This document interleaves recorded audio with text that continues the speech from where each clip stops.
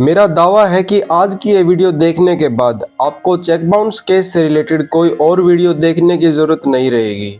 इस वीडियो में आज मैं उन सभी law point, facts, mistake, caution, precaution और उन सभी डिफेंस के बारे में बताने वाला हूं जिनका शिकायतकर्ता और आरोपी दोनों को अपना केस स्ट्रॉन्ग बनाने के लिए ध्यान रखना बहुत जरूरी है। साथ ही हर एक लॉ पॉइंट पर, हर एक डिफेंस पर ऑनरेबल सुप्रीम कोर्ट और हाई कोर्ट के ऐसे जजमेंट भी बताऊंगा जिनसे आपको यह जानकारी हो जाएगी कि किस ग्राउंड पर आरोपी की जीत हुई और कौन सा कमजोर डिफेंस लेने पर आरोपी को जेल हुई। अगर आप चेक बाउंस केस में आरोपी हैं तो इन वीडियो में ऐसे काफी सारे डिफेंस मिलेंगे जिन्हें आप अपने केस की परिस्थिति को देखते हुए अप्लाई करके बेनिफिट उठा सकते हैं।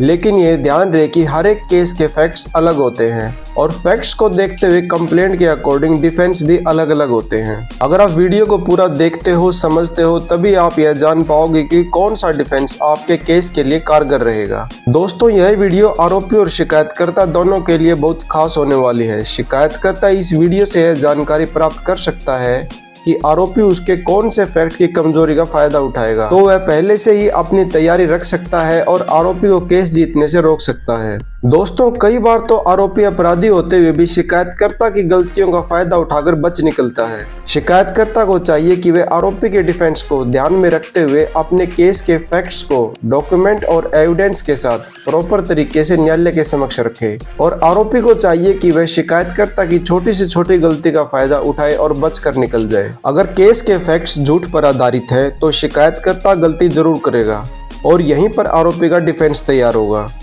नमस्कार, मैं एडवोकेट नरेंद्र आपका स्वागत करता हूं आपके अपने चैनल लीगल बोल में। दोस्तों, आज मैं बात करूंगा सेक्शन 138 नेगोशिएबल इंस्ट्रूमेंट एक्ट के तहत किए जाने वाले चेक बाउंस केस में शिकायतकर्ता को किन किन बातों का ध्यान रखना चाहिए और आरोपी को अपना डिफेंस कैसे तैयार करना चाहिए। तो ज्यादा समय ना लेते हुए वीडियो शुरू करते हैं। सबसे पहले आपको यह बता दूं कि वह कौन सा अमाउंट है जिसका चेक लीगल इन्फोर्सेबल नहीं होगा, अर्थात जिसे वसूलने के लिए कानून की सहायता नहीं ली जा सकती। दोस्तों, जो पैसा गैर कानूनी है, जिसे ब्लैक मनी भी कह सकते हैं, या फिर इलीगल तरीके से इलीगल काम के लिए दिया गया पैसा कानून की सहायता से वसूल नहीं किया जाएगा, जैसे कि रिश्वत या फिर किसी को जुआ खेलने के लिए दिया गया रुपया लीगल इन्फोर्सेबल नहीं होगा। मनी लेंडिंग एक्ट के अनुसार बिना लाइसेंस के पैसा ब्याज पर ऋण देना भी इलीगल है।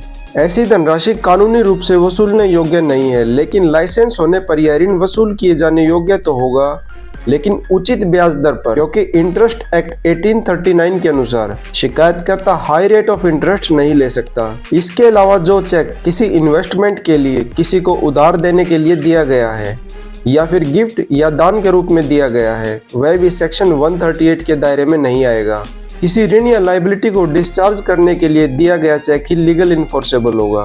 जब कोई व्यक्ति अपनी देनदारी के भुगतान या किसी अन्य लायबिलिटी के लिए किसी व्यक्ति को चेक जारी करता है और वह चेक किसी भी कारण से, याद रखिए किसी भी कारण से, बाउंस हो जाता है, तो ऐसी स्थिति में चेक जारी करने वाले व्यक्ति के खिलाफ section 138 of negotiable instrument act के तहत चेक बाउंस का case judicial magistrate first class की कोर्ट में फाइल किया जा सकता है। चेक बाउंस का केस उस न्यायालय में किया जाता है जिसके क्षेत्राधिकार में वह बैंक हो जहां चेक इनकैश करवाने के लिए प्रेजेंट किया गया था।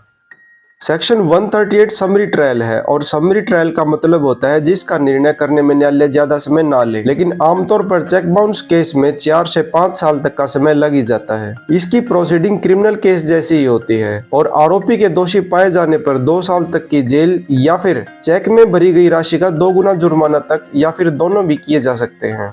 ट्रायल कोर्ट द्वारा आरोपी को दोषी करार दिए जाने पर आरोपी को सेक्शन 389 सीआरपीसी के तहत अपनी जमानत देकर कन्विक्शन का सस्पेंशन करवाना होगा और उस फैसले के खिलाफ 30 दिनों के अंदर अंदर सेशन कोर्ट में अपील की अर्जी दाखिल करनी होगी, जहां पर अपील के दौरान सेशन कोर्ट आरोपी को section 148 of negotiable instrument act के तहत जुर्माने की 20% शिकायतकर्ता को दिए जाने का आदेश दे सकता है, किंतु यह मैंडेटरी नहीं है। चेक बाउंस केस में पहला और सबसे इम्पोर्टेंट फैक्ट टाइम वैलिडेशन है, जिसका केस फाइल करने से पहले ध्यान रखा जाना बहुत जरूरी होता है। शिकायतकर्ता इस गलतफहमी में ना रहे कि उसके लिए केस जीतना आसान होगा, क्योंकि शिकायतकर्ता पर भी अपने केस को प्रूव करने का बर्डन होता है।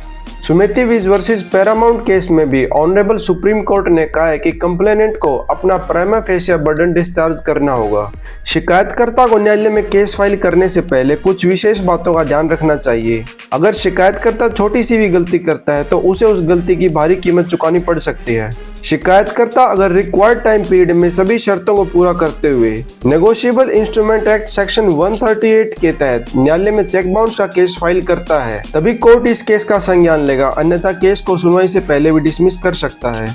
अब बात करते हैं रिक्वायर्ड टाइम पीरियड क्या है। शिकायतकर्ता को यह ध्यान रखना होगा कि चेक को उस पर दी गई तारीख के अगले 90 दिनों के अंदर ही बैंक में इन कैश के लिए प्रेजेंट करना होगा। रिजर्व बैंक ऑफ इंडिया के निर्देशों के अनुसार चेक का वैलिडिटी टाइम 90 दिनों का होता है।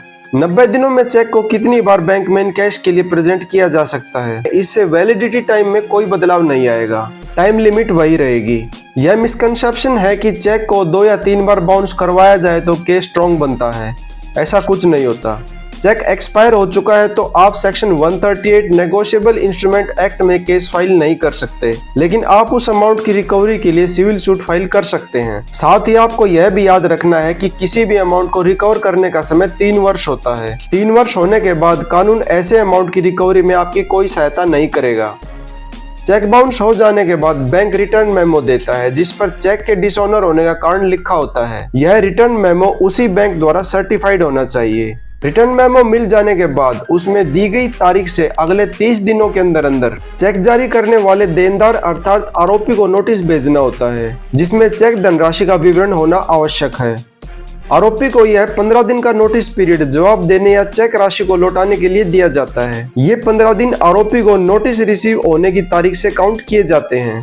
अगर इस नोटिस पीरियड में आरोपी चेक अमाउंट को नहीं लौटाता तो यह 15 दिनों की अवधि पूरी हो जाने के बाद आगामी 30 दिनों के अंदर कोर्ट में केस फाइल कर दिया जाना चाहिए। अगर शिकायतकर्ता इस टाइम लिमिटेशन में कहीं भी चूक करता है तो इसका फायदा आरोपी को मिलता है। टाइम लिमिटेशन के पॉइंट पर ही केस खारिज हो सकता है। यह ध्यान रहे कि केस 15 दिन कंप्लीट हो जाने के बाद और 30 दिनों के अंदर ही किया जाना चाहिए। ना तो 15 दिनों से पहले केस फाइल करना है और ना ही 30 दिनों के बाद। लेकिन किसी कारण से 30 दिनों में केस फाइल नहीं कर पाते और देर हो जाती है तो शिकायतकर्ता section 142 of negotiable instrument act के तहत क्षमा याचना का आवेदन करते हुए केस फाइल कर सकता है। कंप्लेंट फाइल करते समय शिकायतकर्ता को अपना शपथ पत्र साथ लगाना होगा, साथ में list of witness, check, return memo, notice की कॉपी और पोस्टल रिसिप्ट और ऐसा कोई भी अन्य डॉक्यूमेंट जिससे यह साबित हो सके कि शिकायतकर्ता की आरोपी से लेनदारी कैसे और क्यों बनती है, या ऐसा डॉक्यूमेंट जो केस के फैक्ट्स को सपोर्ट करता हो, साथ लगाया जाना चाहिए, जैसे कि एग्रीमेंट या कॉन्ट्रैक्ट की कॉपी जो दोनों पक्षों के बीच हुआ हो, या किसी सामान को खरीदने की एवज में पेमेंट चेक से की गई हो तो उस सामान की रिसिप्ट या फिर शिकायतकर्ता की बैंक स्टेटमेंट आदि कंप्लेंट के साथ लगाई जानी चाहिए। अब केस फाइल हो जाने के बाद न्यायालय सेक्शन 251 सीआरपीसी के तहत आरोपी को नोटिस जारी करता है। नोटिस जारी होने के बाद आरोपी न्यायालय में उपस्थित नहीं होता तो उसके खिलाफ गैर जमानती वारंट जारी किया जाता है। लेकिन आरोपी अगर कोर्ट में उपस्थित होकर यह स्वीकार लेता है कि मेरी शिकायतकर्ता की ओर देनदारी बनती है और मैं चेक अमाउंट का पैसा न्यायालय में देने को तैयार हूँ, तो न्यायालय ऐसे मामले को उसी स्टेज पर समाप्त कर सकता है, फिर चाहे शिकायतकर्ता पैसा लेने को तैयार हो या ना हो। आरोपी अगर कोर्ट में किस्तों में पैसा देना चाहता है तो जब तक यह सेटलमेंट नहीं हो जाता कि कितना अमाउंट और कितनी किस्तों में कब कब देना है, तब तक आरोपी को न्यायालय में किस्तों के भुगतान की किसी भी स्टेटमेंट पर हस्ताक्षर नहीं करने चाहिए। नेगोशिएबल इंस्ट्रूमेंट एक्ट केस में समझौते या पेमेंट के लिए दिया गया चेक भी अगर बाउंस हो जाता है तो उसका भी सेक्शन 138 में चेक बाउंस का केस चलाया जा सकता है। एनआई एक्ट कंपाउंडेबल है और न्यायालय चेक बाउंस केस के विवाद को निजी प्रकृति का मानता है, इसलिए इन मामलों को किसी भी स्टेज पर कोर्ट के अंदर या बाहर कहीं भी सेटलमेंट करके खत्म किया जा सकता है। लेकिन दोस्तों मान लीजिए आरोपी समझौता नहीं करता, केस को झूठा बताता है और प्रोटेस्ट करना चाहता है, तो ऐसी स्थिति में आरोपी को पहले अपनी जमानत करवानी होगी और केस प्रोसीडिंग को फेस करना होगा। ट्रायल फेस किए जाने की दशा में शिकायतकर्ता सेक्शन 143A के तहत आरोपी से इंटरिम कंपनसेशन लेने के लिए न्यायालय में आवेदन कर सकता है। केस फाइल हो जाने के बाद दोनों पक्षों को अपनी अपनी विटनेस देने का मौका दिया जाता है। पहले शिकायतकर्ता अपना पक्ष न्यायालय के समक्ष रखता है और अपनी गवाही करवाता है। शिकायतकर्ता पक्ष की विटनेस एविडेंस कंप्लीट हो जाने के बाद आरोपी की सेक्शन 313 सीआरपीसी के तहत स्टेटमेंट ली जाती है। आपको यहाँ पर यह समझना चाहिए कि सेक्शन 313 सीआरपीसी की स्टेटमेंट डिफेंस एविडेंस नहीं होती, यह सिर्फ अपॉर्चुनिटी होती है। अक्सर आरोपी स्टेटमेंट को अपनी डिफेंस एविडेंस समझ बैठता है। आरोपी को अपनी डिफेंस में एविडेंस और विटनेस पेश करने के लिए सेक्शन 315 सीआरपीसी के तहत न्यायालय में आवेदन करना होता है। आरोपी स्वयं का गवाह बन सकता है और अपने पक्ष में अन्य गवाह भी पेश कर सकता है। आरोपी अपने बचाव में कोई दस्तावेज देना चाहता है तो वह भी दे सकता है। दोस्तों, अगर शिकायतकर्ता कहता है कि उसने पैसा किसी और से उधार लेकर आरोपी को दिया था, तो आरोपी को सेक्शन 311 सीआरपीसी के तहत एप्लीकेशन लगाकर उस व्यक्ति को विटनेस बॉक्स में बुलाना चाहिए और उस व्यक्ति की आईटीआर एग्जामिन करनी चाहिए। दोस्तों, चेक बाउंस केस में सेक्शन 315 सीआरपीसी की स्टेज आरोपी के लिए सबसे इम्पोर्टेंट स्टेज है, इसलिए आप आरोपी हैं तो मेरी इस लाइन को जरूर याद रखिएगा। अगर आरोपी सेक्शन 315 सीआरपीसी का उपयोग नहीं करता है तो उसके जीतने के चांस बहुत कम रह जाते हैं। दोस्तों, चेक बाउंस मामले में चेक पर आरोपी के हस्ताक्षर हैं और चेक आरोपी के ही अकाउंट का है, तो इस एक्ट की सेक्शन 139 और सेक्शन 118 की प्रिजम्पशन चेक होल्डर अर्थात शिकायतकर्ता के पक्ष में होगी और अदालत भी प्रिजम्पशन ऑफ लायबिलिटी को मानते हुए प्रथम दृष्टया यह मानेगी कि आरोपी पर शिकायतकर्ता का कर्ज था या कोई अन्य लायबिलिटी थी। इसलिए आरोपी ने ही अपनी किसी लीगल डेट या लायबिलिटी को डिस्चार्ज करने के लिए चेक शिकायतकर्ता को इश्यू किया होगा,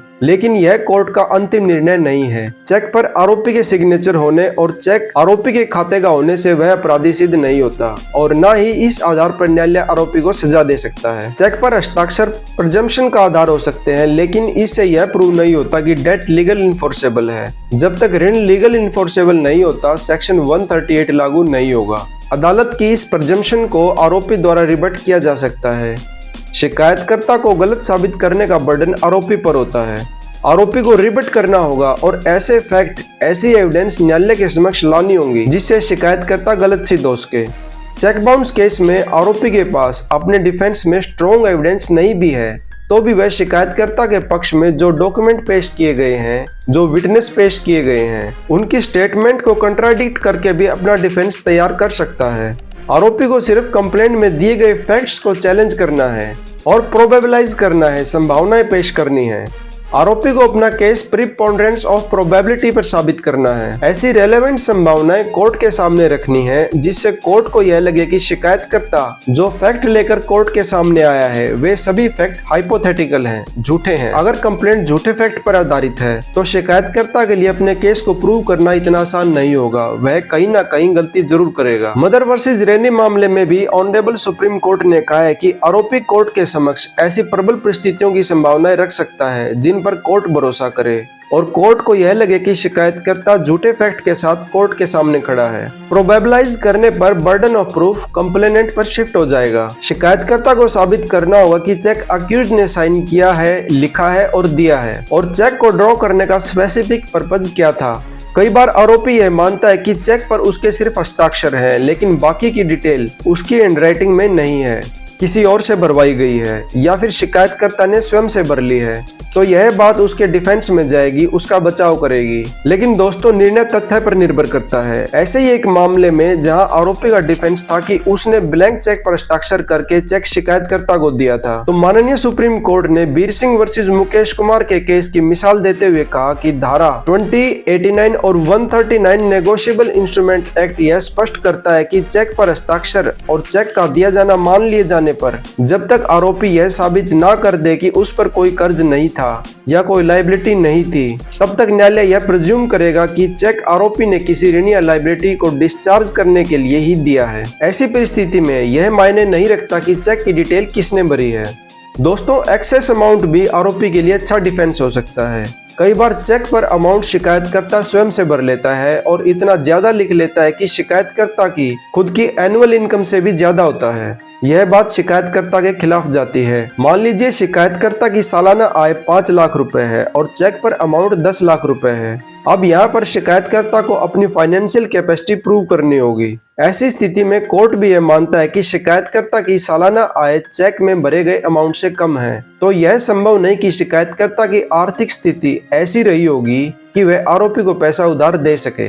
आरोपी को अपना डिफेंस पूरे विश्वास के साथ और प्रूफ के साथ रखना होगा। इस बात का विशेष ध्यान रखना है कि डिफेंस कमजोर नहीं होना चाहिए। अक्सर आरोपी रटा रटाया कमजोर सा डिफेंस लेता है, जैसे कि मेरा चेक चोरी हो गया था, मैंने चेक दिया ही नहीं, मैंने चेक किसी और को दिया था, मेरी शिकायतकर्ता की तरफ कोई देनदारी नहीं बनती, मैंने कभी शिकायतकर्ता से पैसा उधार ना लिया, या फिर मैं उधार लिया सारा पैसा वापस लौटा चुका हूँ, या फिर ये चेक शिकायतकर्ता ने मुझसे सिक्योरिटी के तौर पर लिया था लेकिन शिकायतकर्ता ने मुझे चेक वापस ना किया। अगर आरोपी के पास इन कमजोर डिफेंस को साबित करने के लिए पर्याप्त प्रूफ है तो ये डिफेंस कारगर हो सकते हैं। अपने डिफेंस को साबित करने का भार आरोपी पर ही होता है, सिर्फ कहने भर से काम नहीं चलेगा। उसको प्रूव करने के लिए आरोपी को न्यायालय के समक्ष एविडेंस पेश करनी होगी, अन्यथा आरोपी को ऐसे डिफेंस नहीं लेने चाहिए। काफी सारे केसेस में देखा गया है कि आरोपी यह डिफेंस लेता है कि चेक पर उसके हस्ताक्षर नहीं है, तो उसे अपने डिफेंस को स्ट्रॉन्ग बनाने के लिए बैंक अधिकारी को विटनेस बॉक्स में बुलाकर हस्ताक्षर से संबंधित सवाल जवाब करने चाहिए। अक्सर आरोपी ऐसा नहीं करता और अपने बचाव का मौका खो देता है। सेक्शन 91 सीआरपीसी और सेक्शन 45 इंडियन एविडेंस एक्ट के अंतर्गत आरोपी चेक पर की गई राइटिंग की जांच के लिए आवेदन कर सकता है। अब बात करते हैं एग्रीमेंट की। एग्रीमेंट का ना होना भी आरोपी के बचाव का अच्छा आधार होता है। पैसा उधार देते समय या कोई गुड्स डिलीवर करते समय दोनों पक्षों के बीच कोई delivery note, bill, receipt, promissory note या कोई एग्रीमेंट तैयार नहीं किया गया है, कोई विटनेस नहीं बनाया गया है और ऋण भी कैश में दिया गया है, तो यह आरोपी के लिए काफी आसान और स्ट्रॉन्ग डिफेंस साबित हो सकता है। दोस्तों, इनकम टैक्स रिटर्न डिफेंस का इम्पोर्टेंट पॉइंट है। आरोपी शिकायतकर्ता से उसकी इनकम टैक्स रिटर्न के बारे में पूछ सकता है कि क्या उधार में दिया गया अमाउंट शिकायतकर्ता ने अपनी इनकम टैक्स रिटर्न में शो किया है या नहीं किया है। आरोपी को शिकायतकर्ता की ITR न्यायालय के समक्ष अपने बचाव में जरूर रखनी चाहिए और अगर शिकायतकर्ता अपनी ITR न्यायालय में पेश नहीं करता है तो कोर्ट में आरोपी एप्लीकेशन लगाकर भी इनकम टैक्स डिपार्टमेंट से शिकायतकर्ता की ITR रिपोर्ट मंगवा सकता है। दोस्तों, अगर शिकायतकर्ता कहता है कि उसने पैसा किसी और से लेकर दिया है तो आरोपी उस अन्य व्यक्ति की भी ITR रिपोर्ट मंगवा सकता है। न्यायालय का यह मानना है कि ITR में शो किया गया लोन अमाउंट ही लीगल एनफोर्सेबल डेट है, लेकिन इस पॉइंट पर माननीय न्यायालय के अलग अलग काफी सारे जजमेंट हैं, कुछ इसके पक्ष में है, कुछ विपक्ष में है। दोस्तों, यह हर एक केस के फैक्ट्स पर निर्भर करता है कि यह पॉइंट कहां पर सपोर्टिव है और कहां नहीं। दोस्तों, पैसा लीगल तभी माना जाता है जब वह पैसा अकाउंटेड हो, ITR में मेंशन किया गया हो। शिकायतकर्ता को लोन अमाउंट अपनी ITR में या अकाउंट बुक में शो जरूर करना चाहिए। कानून की सहायता केवल ऐसी राशि की प्राप्ति के लिए ली जा सकती है जो राशि लीगल हो, लीगल रूप से लीगल काम के लिए दी गई हो, और राशि तभी लीगल हो सकती है जब उसके लेन देन की या लाभ हानि की एंट्री की गई हो। लेकिन ऐसी परिस्थिति में जहां आरोपी यह मान लेता है कि उसने चेक शिकायतकर्ता को दिया था, तो शिकायतकर्ता का डेट को अपनी इनकम टैक्स रिटर्न में शो करना या ना करना कोई मायने नहीं रखता। ऐसा check amount section 138 negotiable instrument act के तहत लीगल एनफोर्सेबल डेट मान लिया जाएगा। हालांकि यह इनकम टैक्स एक्ट की सेक्शन 269 SS का उल्लंघन है, लेकिन आरोपी द्वारा चेक का दिया जाना मान लिए जाने पर सेक्शन 269 SS का उल्लंघन भी section 138 of negotiable instrument act को प्रभावित नहीं करेगा। इनकम टैक्स एक्ट 69A के तहत अनएक्सप्लेन्ड मनी, जिसे ना तो इनकम टैक्स रिटर्न में शो किया गया है और ना ही सोर्स ऑफ इनकम बताया गया है, वह पैसा डिम्ड इनकम माना जाएगा। दोस्तों, सेंट्रल गवर्नमेंट ने 2017 में इनकम टैक्स एक्ट में सेक्शन 269 ST को जोड़ा, जिसके तहत 2 लाख रुपए से ज्यादा का कैश रिसीव किया जाना अवैध है और जो ट्रांजैक्शन अवैध है उसे न्यायालय की सहायता से वसूल नहीं किया जा सकता। शिकायतकर्ता को पैसों के लेन देन के समय और आरोपी से चेक लेते समय कानूनी नियमों को ध्यान रखना चाहिए और सावधानी बरतनी चाहिए। कई बार तो छोटी छोटी गलतियों के कारण शिकायतकर्ता सच्चा होते हुए भी केस हार जाता है। आरोपी की लायबिलिटी को साबित करने का भार शिकायतकर्ता पर होता है। अगर एक बार आरोपी उस पर लगाए गए आरोपों का खंडन कर देता है और अपने बेकसूर होने का कोई साक्ष्य न्यायालय के समक्ष ले आता है, तब अपने केस को साबित करने का बर्डन शिकायतकर्ता पर आ जाता है। शिकायतकर्ता को साबित करना होगा कि आरोपी की उसके प्रति क्या देनदारी या लायबिलिटी थी, जिसके लिए आरोपी ने शिकायतकर्ता को यह चेक दिया। शिकायतकर्ता को लोन अमाउंट की ट्रांजैक्शन आरोपी के अकाउंट में या ऑनलाइन करनी चाहिए, या फिर चेक से या डिमांड ड्राफ्ट से भी किसी को ऋण दिया जा सकता है। दोस्तों, इस माध्यम से ऋण दिया गया है तो समय आने पर शिकायतकर्ता यह दिखा सकता है कि पैसा कब, किसे और कितना दिया गया है। पैसा उधार देते समय एग्रीमेंट तैयार करवाया जाना चाहिए, जिस पर दोनों पक्षों के हस्ताक्षर होने जरूरी हैं। दोस्तों, एग्रीमेंट में आरोपी को दिए गए ऋण और चेक की कंप्लीट डिटेल होनी चाहिए। एग्रीमेंट में चेक अमाउंट, चेक का number, date, place, loan purpose, किस माध्यम से पैसा उधार दिया गया है, चेक जिसके नाम इशू किया गया है उसका नाम, चेक किस लायबिलिटी के लिए इशू किया गया है वह पर्पज, वह सभी कुछ एग्रीमेंट में मेंशन किया जाना चाहिए। एग्रीमेंट के साथ में आरोपी की आईडी प्रूफ और एड्रेस प्रूफ जैसे कि आधार कार्ड और पैन कार्ड की कॉपी भी ले लेनी चाहिए। एग्रीमेंट में कम से कम 2 गवाह के हस्ताक्षर जरूर करवाएं, जिनकी उपस्थिति में लोन अमाउंट और चेक का लेन देन किया गया है। साथ में आरोपी को कितना ऋण दिया गया है, कब दिया गया है, क्यों दिया गया है और कैसे दिया गया है, उन सब की डिटेल एग्रीमेंट में लिखी जानी चाहिए। आरोपी को पैसा ऋण स्वरूप देते समय यदि शिकायतकर्ता द्वारा कोई एग्रीमेंट, प्रोनोट या कोई गवाह नहीं बनाया गया है और पेमेंट कैश में की गई है, तो आगे चलकर शिकायतकर्ता के लिए मुसीबतें बढ़ सकती हैं। कई बार शिकायतकर्ता आरोपी को लीगल नोटिस भेजते समय उसमें लोन अमाउंट और उसे दिए जाने की तारीख, समय, स्थान नहीं लिखता है, जिस पर आरोपी द्वारा सवाल उठाया जा सकता है। शिकायतकर्ता को नोटिस में, कंप्लेंट में और अपनी एविडेंस में एक ही स्टोरी लाइन रखनी है। ऐसा नहीं होना चाहिए कि नोटिस में कुछ लिखा है, कंप्लेंट में कुछ लिखा है और एविडेंस में कुछ अलग स्टोरी कही जा रही है। ऐसी गलती आरोपी का बचाव करती है। अगर शिकायतकर्ता के पास आरोपी के एक से अधिक चेक हैं, तो उन सभी चेक की डिटेल कंप्लेंट में मेंशन की जानी चाहिए।